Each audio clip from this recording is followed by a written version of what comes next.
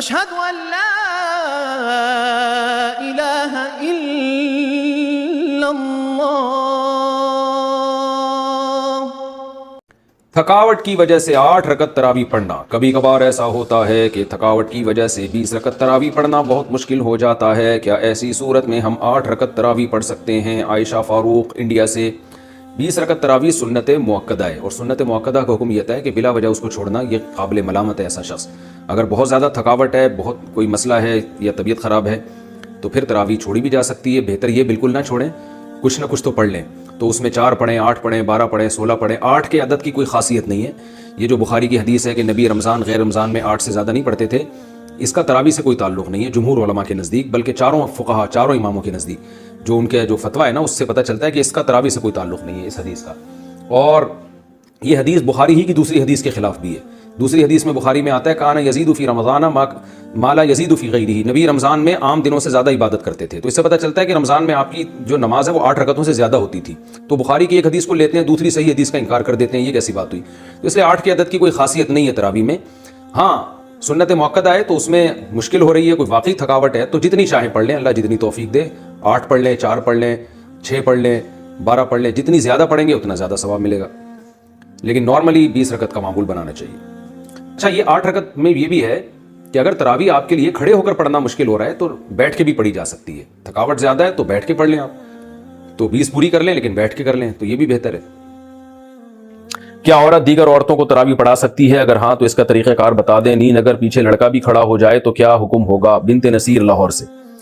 عورت کی امامت میں اگر لڑکا پیچھے کھڑا ہو جائے تو اس لڑکے کی تو بہرحال نماز نہیں ہوگی، کیونکہ مرد کو تو مرد ہی امامت کر سکتا ہے، لیکن عورت کی امامت کرے تو ہمیں اس بارے میں ایک روایت حضرت عائشہ سے ملتی ہے، لیکن اسلاف نے نہ اس پر عمل کیا، نہ ہمیں کوئی اس کی کوئی نبی صلی اللہ علیہ وسلم سے اس کی کوئی حوصلہ افزائی ملی، اور نہ کسی فقیہ نے اس عمل کو پسندیدہ عمل قرار دیا۔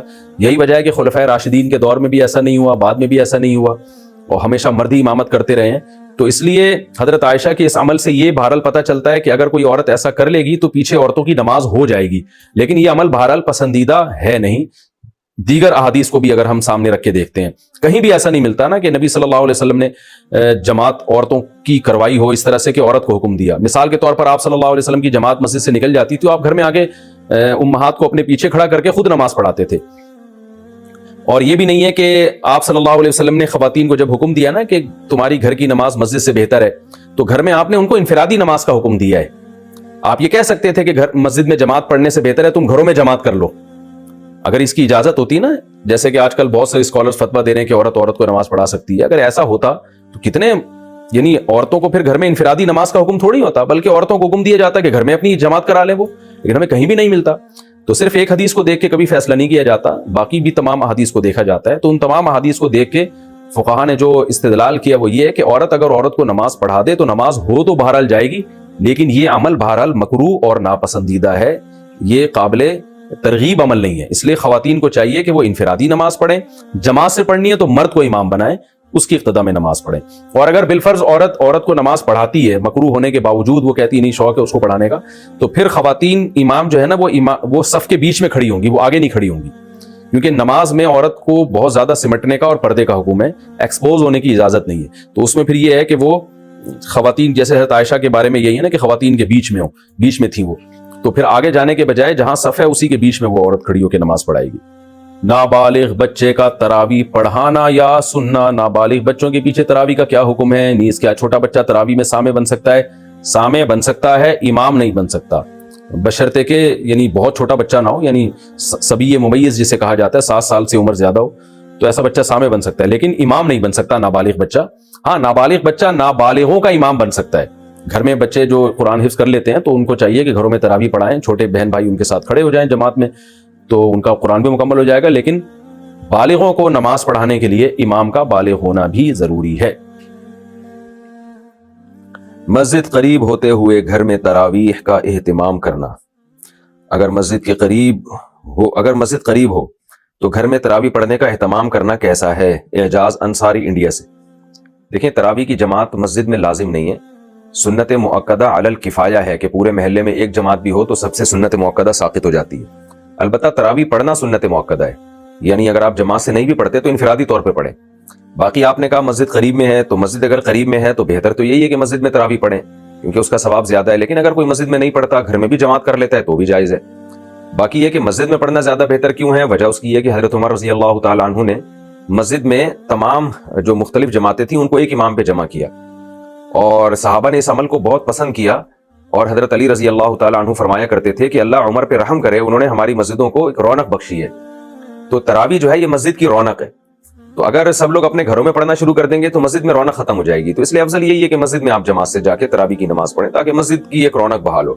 ہاں، حضرت عمر گھر میں پڑھا کرتے تھے، اس کی وجہ یہ تھی کہ آپ خود حافظ قرآن تھے، تو جو خود قرآن پڑھنا جانتا ہو، حافظ ہو، تو اس کے لیے بہتر یہی ہے کہ وہ خود سے پڑھے، تلاوت کرے اور گھر میں نماز پڑھے پھر وہ، تاکہ اس کا قرآن مکمل ہو، قرآن کا دور ہو جائے۔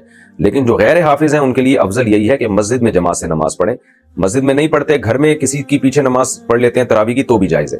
البتہ یہاں ایک بات خوب اچھی طرح سمجھ لیں، آج کل یہ ہونے لگا ہے کہ تراویح کی جماعت مختلف جگہوں پہ قائم ہوتی ہے تو فرض نماز بھی وہیں پڑھ رہے ہوتے ہیں، یہ بالکل ٹھیک نہیں ہے۔ قریب میں اگر مسجد موجود ہے تو عشاء کے 4 فرض مسجد میں پڑھنا واجب ہیں۔ اگر قریب میں مسجد موجود ہے اور تراویح کی وجہ سے لوگ مسجد کی 4 فرض کی جماعت کو چھوڑ دیں گے تو گنہگار ہوں گے، تو اس لیے مسجد کی جماعت فرض نماز بہرحال مسجد میں پڑھنا واجب ہے اگر قریب میں کوئی مسجد موجود ہے۔ ایگزامز کی وجہ سے 20 سے کم تراویح پڑھنا، میرے ایگزامز چل رہے ہیں، کیا میں پورے رمضان کی تراویح 20 سے کم تعداد میں پڑھ سکتا ہوں؟ محمد عاقب انڈیا سے۔ 20 رکعت تراویح سے یاد آیا، میرا بھی ایک کلپ چل رہا ہے جو کٹ کر کے چلایا جا رہا ہے، اور اس میں یہ کہہ رہا ہوں کہ نبی صلی اللہ علیہ وسلم سے تراویح ثابت نہیں ہے، اور غامدی صاحب صحیح بات کہتے ہیں۔ حالانکہ میرا پورا کلپ آپ سنیں گے نا، پورا بیان، اس میں نے غامدی صاحب پہ رد کیا ہے۔ میں نے صرف یہ کہا ہے کہ رسول اللہ صلی اللہ علیہ وسلم سے کسی صحیح حدیث میں تراویح کی پوری تعداد، رکعتوں کی تعداد منقول نہیں ہے۔ ایک ضعیف حدیث ہے جس میں آتا ہے کہ آپ نے 20 پڑھی ہیں، لیکن اس ضعیف حدیث کی تائید حضرت عمر کے عمل سے ہوتی ہے، کیونکہ حضرت عمر رضی اللہ تعالیٰ عنہ نے جب 20 رکعتیں شروع کروائیں اور پھر پورے عالم اسلام میں 20 رکعتیں شروع ہو گئیں، تو یہ اس بات کی واضح دلیل ہے کہ حضرت عمر نے بھی 20 پڑھی تھی اور نبی نے بھی 20 پڑھی ہوں گی، کیونکہ حضرت عمر بدعتی نہیں ہو سکتے۔ جیسے کہ امام ابو حنیفہ سے پوچھا گیا نا کہ آپ 20 رکعت تراویح کو جو سنت کہتے ہیں، اس کی آپ کے پاس کیا دلیل ہے؟ انہوں نے فرمایا ما رأیت عمر مبتدعا، میں عمر بن خطاب کو بدعتی نہیں سمجھتا۔ تو یہ ہو نہیں سکتا کہ عمر بن خطاب نے اپنے طور پہ ایک کام شروع کر لیا ہو۔ تو میرا مقصد یہ تھا کہ نبی صلی اللہ علیہ وسلم سے صراحتاً ہمیں نہیں ملتا کہ آپ نے تراویح کی کتنی رکعتیں پڑھی ہیں، لیکن دلالتاً ملتا ہے ہمیں۔ تو وہ والی بات آدھی کاٹ کے لوگوں نے کلپ چلا دیا، اور ابھی JTR میڈیا ہاؤس پہ ہمارے استاذ ہیں حضرت مفتی محمد صاحب، اللہ ان کی عمر میں برکت دے، تو ان سے بھی کسی نے پھر یہ سوال پوچھا کہ میرے بارے میں کہ مفتی طارق مسعود نے کہا ہے کہ نبی صلی اللہ علیہ وسلم سے تو تراویح کی نماز ثابت ہی نہیں ہے۔ تو ان تک بھی پوری بات نہیں پہنچی تھی، سوال کرنے والے نے ایسے ہی پوچھ لیا، تو انہوں نے بھی پھر بتایا کہ نہیں، میں نے غلط کہا ہے، گویا کہ ایسا نہیں ہے بلکہ نبی سے تو ثابت ہے۔ تو میں یہ وضاحت کرنا چاہتا ہوں کہ میرا کلپ کٹ کر کے چلایا گیا ہے، آدھا چلایا گیا، تو میں نے الزامی طور پر کہا تھا کہ پھر تو یعنی وہ اہل حدیث پہ رد کرنے کے لیے کہا تھا کہ اہل حدیث کہتے ہیں کہ نبی صلی اللہ علیہ وسلم 8 رکعت پڑھا کرتے تھے رمضان اور غیر رمضان میں، تو میں نے اس پہ رد کیا ہے کہ اس کا تراویح سے کوئی تعلق نہیں ہے اس حدیث کا، یہ تو ایک رمضان غیر رمضان میں آپ صلی اللہ علیہ وسلم کا عام معمول تھا۔ تراویح میں ہمارے پاس جو اصل ملتی ہے وہ تو نبی صلی اللہ، وہ حضرت عمر کے عمل سے ملتی ہے، اور حضرت عمر کے عمل سے ہی یہ پتہ چلتا ہے کہ نبی نے بھی اتنی پڑھی ہوں گی، کیونکہ حضرت عمر بدعتی نہیں ہے۔ اب غامدی صاحب نے تو کہہ دیا کہ نبی سے چونکہ ثابت نہیں ہے تو لہذا تراویح سرے سے کوئی نماز ہی نہیں ہے، تو اس میں نے یہ کہا تھا کہ اہل حدیث حضرات اگر نبی کے عمل کو دلیل بناتے ہیں، وہ عمل جو بخاری میں منقول ہے، تو پھر تو غامدی صاحب کی بات ٹھیک ہے۔ اب ایسا نہ ہو یہاں تک پھر کٹ کر کے کلپ چلا دیں لوگ کہ پھر تو غامدی صاحب صحیح کہتے ہیں، نبی سے تو ہمیں صراحتاً نہیں ملتا۔ تو ہم تو دیکھتے ہیں خلفائے راشدین کے عمل کو، خلفائے راشدین کا عمل ہمارے لیے بذات خود حجت ہے، کیونکہ خلفائے راشدین بدعت نہیں کر سکتے، تو خلفائے راشدین کے عمل کو ہم کہتے ہیں اہل حدیث حضرات سے کہ آپ دیکھیں، کیونکہ نبی نے فرمایا علیکم بسنتی وسنت الخلفاء الراشدین المہدیین۔ جب خلفائے راشدین کے عمل کو دیکھا جائے گا تو پھر تراویح 20 رکعت ہی سنت ہونا ثابت ہوتا ہے۔ اچھا خیر، یہ جو انہوں نے سوال پوچھا ہے کہ ایگزام کی وجہ سے 20 سے کم تراویح پڑھنا، تو بھائی تراویح سنت موقدہ ہے، کیونکہ نبی صلی اللہ علیہ وسلم نے قیام رمضان کی بہت زیادہ ترغیب دی ہے۔ اب قیام رمضان میں رات کے آخری حصے میں نماز بھی داخل ہے، جو بھی رات کو آپ پڑھیں گے وہ سب قیام رمضان میں، چاہے تراویح کا نام دے کے پڑھیں، چاہے تہجد کا نام دے کے پڑھیں، چاہے قیام اللیل کا نام دے کے پڑھیں۔ تو چونکہ حضرت عمر رضی اللہ تعالیٰ عنہ نے 20 رکعت تراویح کو جاری کیا اور خلفائے راشدین کی سنت پر عمل کرنے کا ہمیں حکم دیا گیا ہے، تو اس لیے راجح قول اس بارے میں یہی ہے کہ 20 رکعت تراویح سنت مؤکدہ ہے، یعنی عام سنتیں نہیں ہیں بلکہ وہ سنت جس کی بہت زیادہ تاکید ہے۔ اب سنت مؤکدہ کا شرعی حکم یہ ہے کہ اگر کوئی مشکل ہو رہی ہے پڑھنے میں، واقعی کوئی حرج ہے، تو چھوڑی جا سکتی ہے، بلا وجہ سستی کی وجہ سے کاہلی کرنا تو ایسا شخص قابل ملامت ہے۔ تو اگر کوئی بلا وجہ تراویح چھوڑتا رہتا ہے تو ایسا شخص کو ملامت کی جائے گی۔ اس بات کا بھی خطرہ ہے کہ نبی صلی اللہ علیہ وسلم کی شفاعت سے یہ چیز کہیں محرومی کا ذریعہ نہ بن جائے۔ بہرحال واجب کی طرح یا فرض کی طرح نہیں ہے، تو سنت موقدہ یعنی عام سنتوں سے اس کی تاکید زیادہ ہے، تو بلا وجہ چھوڑنا مناسب نہیں ہے، قابل ملامت ہے۔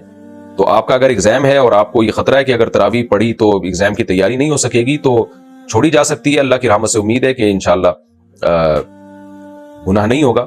لیکن یہ کہ یہ بھی دیکھنا چاہیے کہ ایک ایگزام آخرت میں بھی تو ہے نا، تو آخرت کے ایگزام کی تیاری کے لیے بھی تو ہمیں کچھ کرنا ہے۔ بہرحال سنت موقدہ میں اگر کبھی تھکاوٹ ہو، بہت زیادہ کوئی مسئلہ ہو، کوئی ایگزام سر پہ آ گیا ہے، تو اس میں چھوڑنے کی گنجائش ہے، جتنی اللہ توفیق دے پھر اتنی تراویح پڑھ لیں، مکمل نہ چھوڑیں، تو کوئی حرج نہیں ہے انشاءاللہ اس میں۔ اشہد ان